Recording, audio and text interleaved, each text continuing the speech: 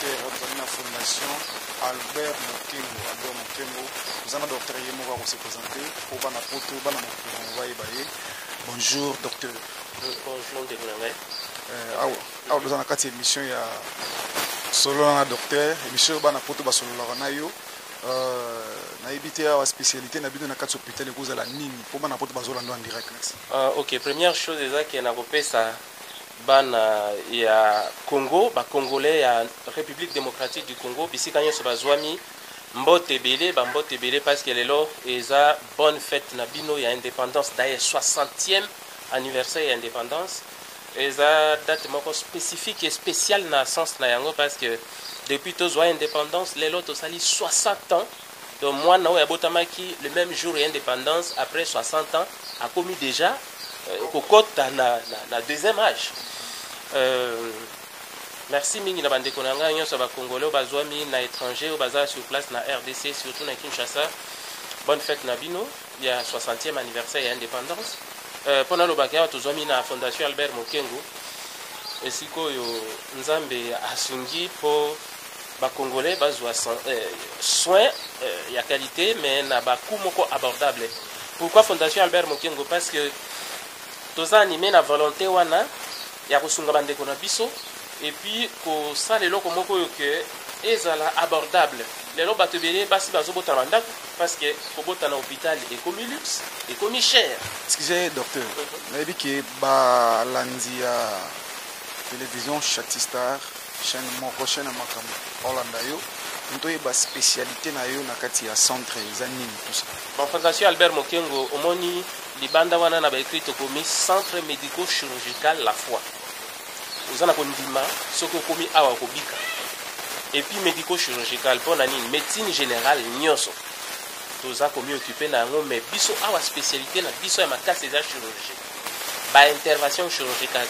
Donc on a to benga ngo bakino ba benga ngo communément ba opération. Opération nini? Opération ya boîte. Ezo salema awa opération ezala ya mikuwa, ezo salema awa ya traumatologie. Opération ya libumu notamment ba kyste ovarien, ba appendicite, hernie, la césarienne.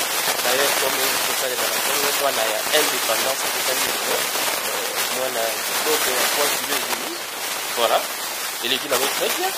Et puis, vous traitez la bâtisse à beaucoup. Vous avez médecine traditionnelle ou moderne?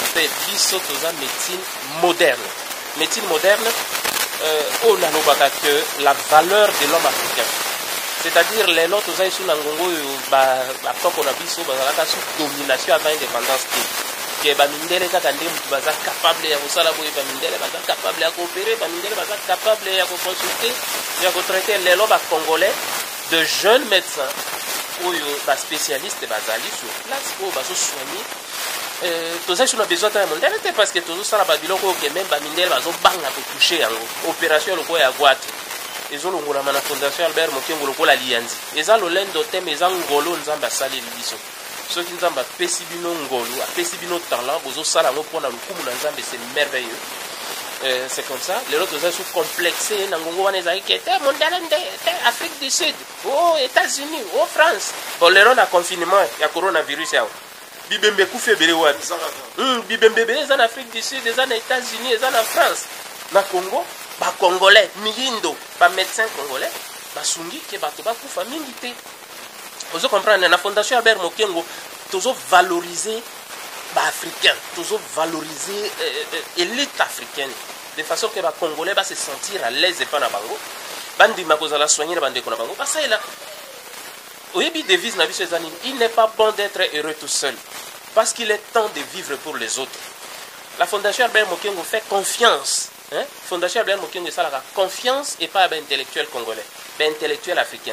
Tout ça sur ngonga ya avant ben indépendance c'était que faut mondela ya la kisabino ndenge ya coopérer, mondela ya la kisabino ndenge ya ko sala circoncision, mondela ya la kisabino ndenge ya ko diriger accouchement, to tia ngona moins cher pour na ko sunga bande ko na biso ba congolais. Merci beaucoup. Calamity to so ba prix to so na docteur émission, to so na docteur na pesi mbote ya makasi na Mama Chati la star, Asalinga yonde makamu.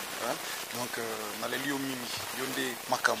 papa docteur parce que tout le bélamant moqué concernant faiblesse sexuelle pour y avoir des simbi ou mamobele les gens batibeli ka soka mtabeli faiblesse sexuelle ya koza ba kisi ya ka omela kisi ya boya ya komela tabido 5 ya 25 litres ya kisi ya boko kubika ya komela kisi ya mboma boy na boy jusqu'à maintenant bana mbali ba souffrir na faiblesse sexuelle yoko koloba nini mpona maladie bon mpona loba ke omoni faiblesse sexuelle ekomi lelo lokola coronavirus.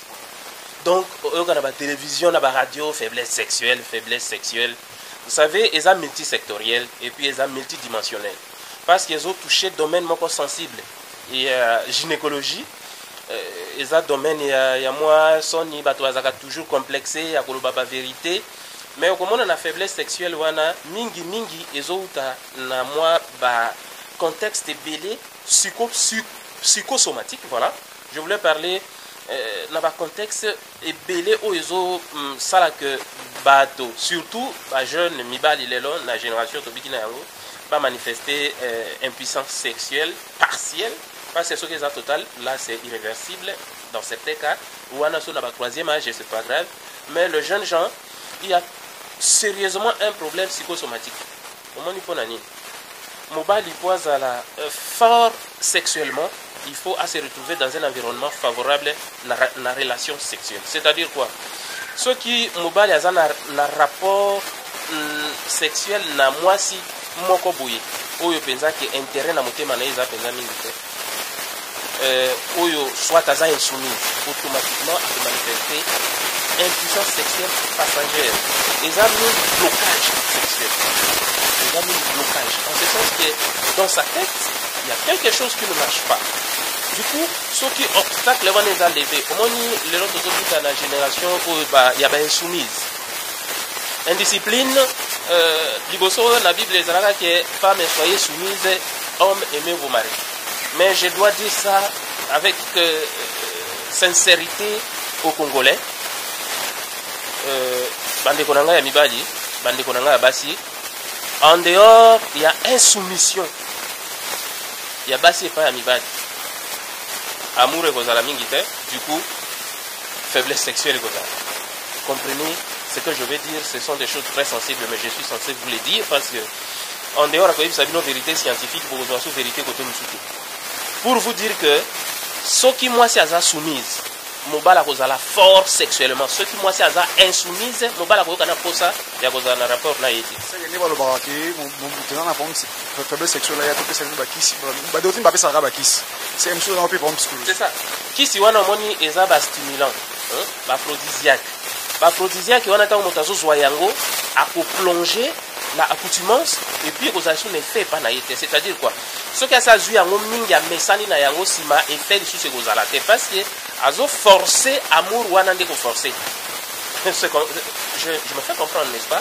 Tant qu'on a forcé à mourir, on a forcé, il arrivera un temps où on a bloqué. On appelle ça le blocage sexuel.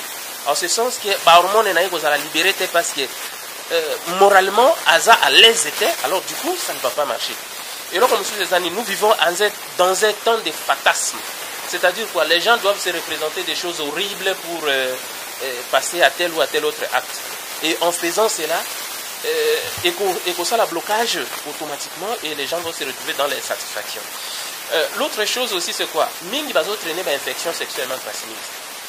Moko na cause surtout il y a faiblesse comme impuissance, faiblesse sexuelle, c'est aussi un problème surtout pas les jeunes parce que ba vieillard bazana un problème ya ba hypertension, bazana un problème ya ba diabète, ba diabétique, ba hypertendu, ba insuffisance cardiaque, bazana ka mingi na problème wana ya faiblesse sexuelle mais pas la jeune ok baza normalement en bon point et puis baza un problème il y a une maladie organique systémique bazo me retrouver mingi na ba infection sexuellement transmise oyo ezo ça la inflammation ezo émousser ba désir sexuel du coup moyen à atteindre l'orgasme exact. En dehors de cela comme j'ai dit tout à l'heure il y a problème il y a psychologie parce que psychologiquement ceux qui sont à l'aise du coup il n'aura rien. Par ailleurs, c'est aussi un problème sociétal. C'est-à-dire quoi? Tout un environnement où les jeunes vont se sentir considérés. C'est-à-dire quoi? Donc, au monde, on a une entreprise, na RDC faut gérer ba entreprise kaka ba mpaka wana basa ba 60 ans ba 65 ans ba 75 ans ba 80 ans bazo nommer bango kaka donc ba jeune ba travailler gâté oyebi expression moko ba kinoa ba loba awa mobali nde poche un homme qui n'a pas d'argent ayebi lo ko liate donc moralement il ne vit plus du coup sexuellement il ne vit plus. C'est que on a complété par docteur Zali bana poto bana Congo bana mokili mobimba vous souffrez de la faiblesse sexuelle tout ça quand a comité que ça a été na stimulant na bakis tout ça numéro docteur Zana siwana obenga ye ozwa conseil moral hein ceux qui peut s'agir au kuta na bokutani en tout cas aux ala discuter. Merci beaucoup. Nous allons continuer l'émission. Kalamengité na régie kuna bazo balancer les biso ba ndenge misala salama awa comment hein ba malade izo ba comment docteur azo aza ko sala musala na ye izo visiter vraiment ezala qui impact na idéologie régie chose après vous en avez même moral tolika. Tu peux prendre avec l'autre. Il faut reculer. Ce n'est pas tu montes tu descends ça ne veut rien dire. Tu es allé trop loin maintenant.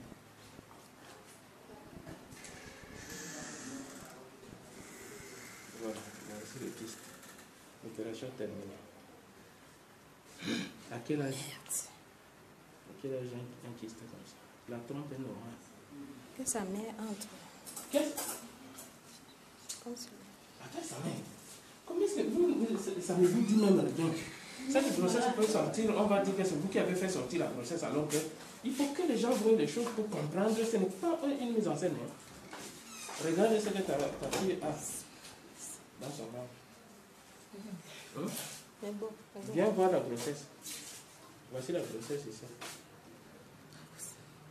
Voilà la grossesse là-bas. La grossesse n'a aucun problème. Mais...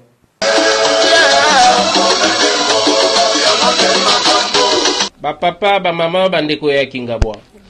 Fondation Albert Mokengo et Yelibiso, centre médical La Foi na quartier. La Fondation Albert Mokengo, échographie est à 24 heures sur 24. 7 jours sur 7. À tout moment, au cours de la échographie na Fondation Albert Mokengo. Ba spécialiste baja sur place. Oko kenda musika tendeko, batinda yo musika te. La Fondation Albert Mokengo, kilo ya basi ya zemi eza ofele. Kilo ya basi ya zemi eza ofele na Fondation Albert Mokengo. Mokanda ya kilo eteka makana $10 seulement.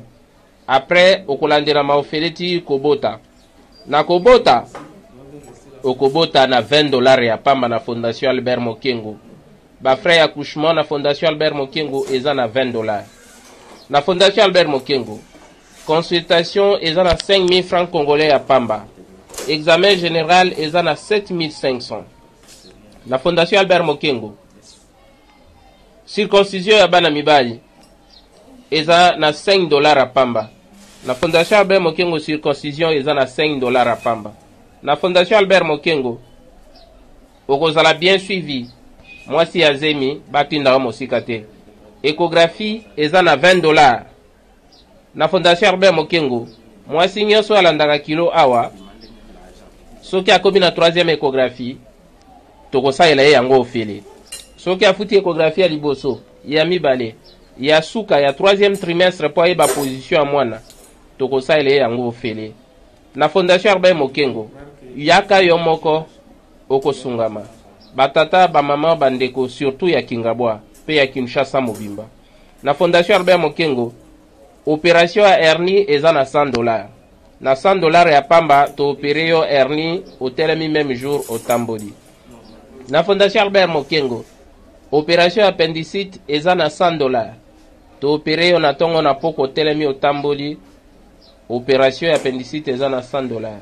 Na Fondation Albert Mokengo, opération ya myome ya kyste ezo salema na $100, $150, $200, $250. Selon grandeur ya maladie, bomo ezalaka na prix te. La vie n'a pas de prix. Mieux vaut prévenir que guérir. Na Fondation Albert Mokengo, devise na biso ezali, il n'est pas bon d'être heureux tout seul. A na Fondation Albert Mokengo, adresse ezali na Kingabwa, essentiellement na Kingabwa, TP avenue Yowalola numéro 5 na sans fil. Ou bien awa sur place na terrain ya Wayawaya Avenue Mopende numéro 14 Okukuta Fondation Albert Mokengo. Sinon na libo Tozongi, merci Joël Yanga, hein, le mari de mon boss, Joël et Yanga, je te salue. Toza a on a docteur Nabiso, émission solo la na docteur, docteur question mon sous nana tous les ali, bah prix, il y a ma maladie, peut-être échographie, kilo.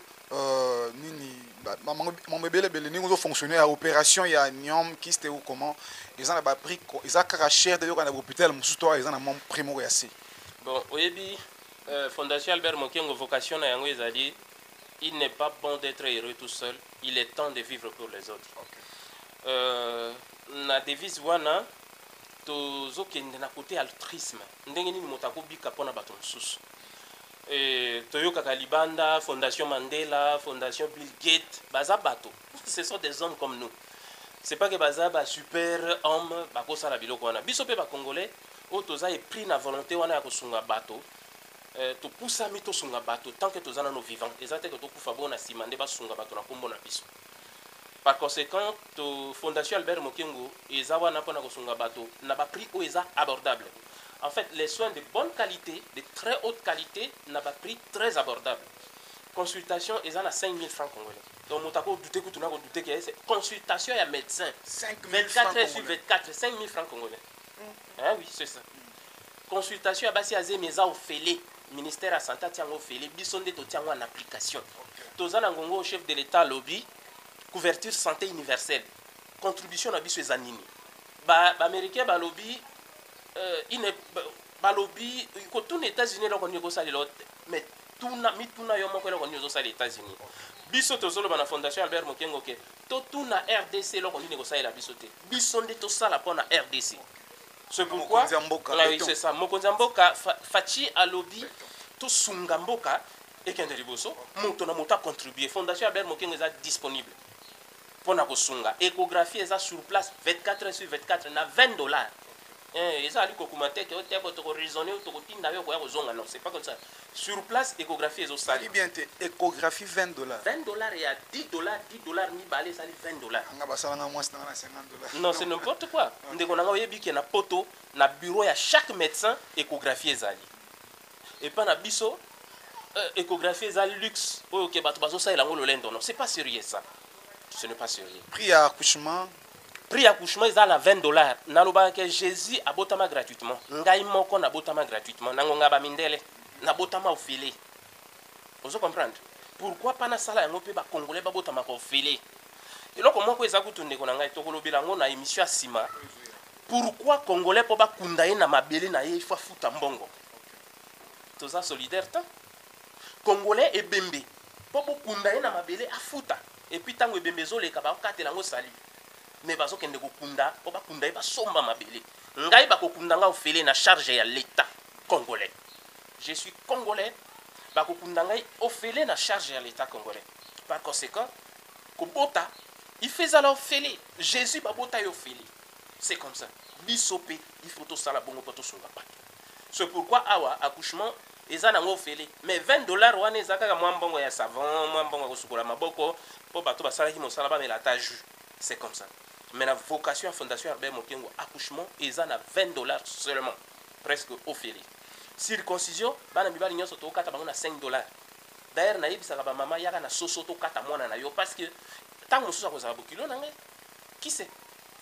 Tant mususu mwana nga akobala ye, qui sait? Mais pona nini ko tekela ye circoncision na mbongo ebele on dirait soki tozo kata mwana ya ntaba. Hein? Non, c'est pas normal. Aza mwana ya moto to songana. D'ailleurs, monsieur est tout son. Merci beaucoup. Solana docteur, bana poto, solana docteur, bana Kinshasa, bana mokili mobimba, solana docteur. Tozana docteur, on a vu qu'il va te payer autouna. Tozana docteur wapi, azana commune ni, azana quartier nini. Et moi on peut sa adresse, appeler son numéro de téléphone. En tout cas, bande konanga bobu kanate, hein. On a vu que vient nanga moko Joël Ngengo, hein. Obalia, le mari de mon boss. Le mari de mon boss. Donc merci beaucoup. Et au ça va pris. Et bon, pardon. Appendicite c'est déjà pris. Hein? Non, $100. $100. Oui, et on les a dit $100. au pesi déjà ba prêt biloko nyonso hernie eza 100 $. kilo ya bana 5 $. Kilo ya bana 5 $. OK. Kilo ya bana 5 $. Akofuta ngo mbala bo moko asombi mokanda 5 $. Akoya opele ti azwi ba vaccin ti na 9 mois gratuitement. Wana to remercier tout bureau central ya zone de santé ya Kingabwa. La confiance au basali biso poto to manifester volonté na biso ya altruisme ya kosunga ba congolais avant to kufa to sungana nano. Bon, to ko chité au pesi biso adresse esika centre ezali na ba Fondation Albert Mokengo eza na Kingabwa. Na Kingabwa na sans fil. Kingabwa sans fil. Avenue Yowalola. C'est un peu comme Motazana Paradis. Yowalola numéro 5. Et puis, référence ezaka kamoni rond-point TP. Kiti, na rond-point TP. Oko kita même na tunnel à Iveco sur poids lourd. Ou bien na rond-point TP. Ou kiti directement au coup à 2 stations. Au kiti, au komi, la Fondation Albert Mokengo. Vous allez servir avec toute humilité, avec toute simplicité, puis Nzambe akobikisa yo c'est pour sa gloire, c'est pas pour notre gloire. Donc biso tozawana tosali fondation oyo ba jeune médecin, ba jeune infirmière, o baza disponible, ba ya ko apprendre musala avant to kufa, to tikela bango connaissance o Nzamba pesa biso po ba continuer kosunga bato. Ba intervention lokola ba césarienne, to sola kana biso kaka. Donc lokola ko boteza ofele, césarienne ezaka ko bota pe kaka. To sola to sungi mutu. Donc, mutu soki azotunisama na malaria, typhoïde, nini yaka. Sauf coronavirus. Pour coronavirus, nano traitement nango ezate. Awa kutu bato sida to traiter bango. Bato oui, bato tuberculose to traiter bango. Sida, tuberculose traitement eza ofele. Traitement eza ofele. Sida musoki mda traiter pour maladie wana et s'il libère dans le traitement. Traitement ya ko bikisa totalement ezate.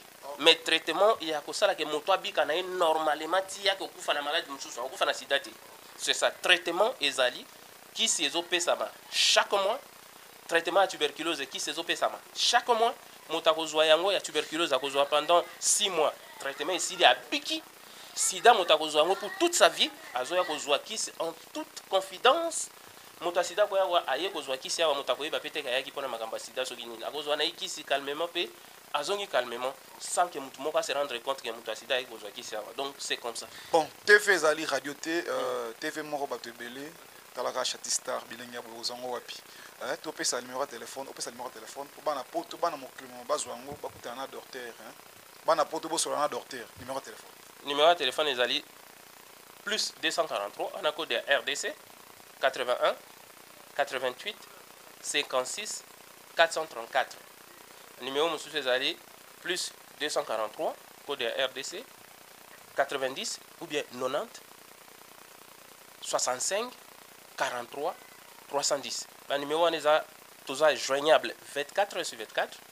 Ce que Bengi Fondation est répondre yo question nyonso yo kotuna pona santé na yo okozwa biano ce qui oye sur place yo moko okosepela na façon nini okozala soigner okozala reçu okozala traiter na ba jeune médecin au bazawa na très expérimenté baza disponible pona bino 24/24 na ingana lobelo kwa suka ezake guadre oyo ailleurs bakumisaka yango ke mondele kaka nde motako olongola oten États-Unis na Afrique du Sud na Fondation Albert Mokengo ya kolongola guadre na yo lokola lianzi ozongi na ndako wana na combien na toute simplicité wana na combien te wana na oloba prix na moté ailleurs batiaka ba $5,000 ba $8,000 mais na Fondation Albert Mokengo okosunga na mbongo moke tamuso ko na $1,000 te.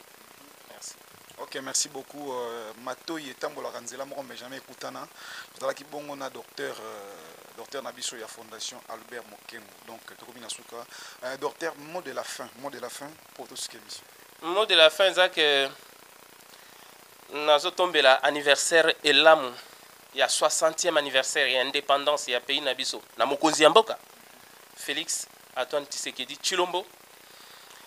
Vive l'état de droit.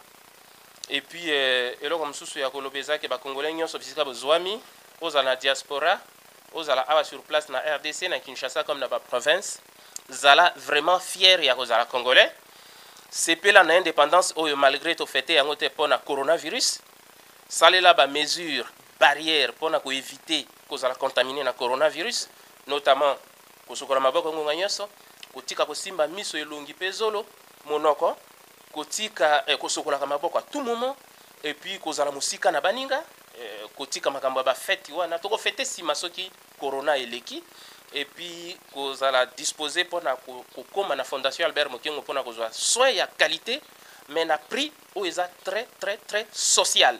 Toza na année social, c'est l'année de l'action. Nous sommes là pona kosunga mokonzi ya mboka a réussir mandat na ye. Contribution na biso eza que il n'est pas bon d'être heureux tout seul. Il est temps de vivre pour les autres. Merci. Merci beaucoup Balandi à émission solo là na docteur na pesbino merci parce que vous avez vraiment branché belé liboso ya ba internet na bino kolanda biso na musala kito to kosala bande ko ngai coronavirus respecter ba condition ba pesa ki pona ko éviter maladie oyo sokola maboko tango nyoso garder 1 mètre malam ko tika na kutu na ndako solo ko sala ezali tene ko ngai pona ko mibatela na pandémie oyo ya COVID-19 na lingi bino mingi coronavirus mo mo ande makambo eza Kinshasa ba jeune balala ka soit mais là gagne ta la télé donc nous sommes dans moi toujours moto talaka moi moi c'est 5 boules ya fufu yo coronavirus na Congo so kimité le babi sote de commune asuka to pesi merci na Chati la star mon boss na pesi mbote sans oublier Joël le mari de mon boss je te salue allez ciao.